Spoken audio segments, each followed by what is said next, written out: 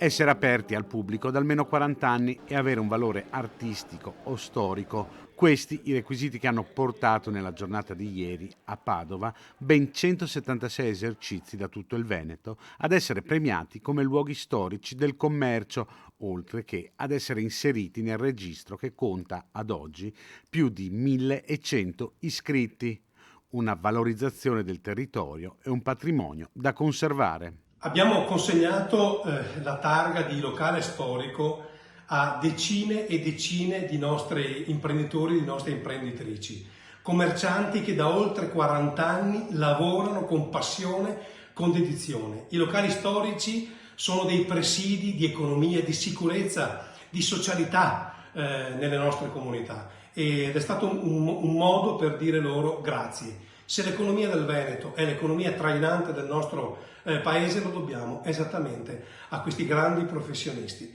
e quindi a loro davvero da parte della Regione Veneto un grazie sentito.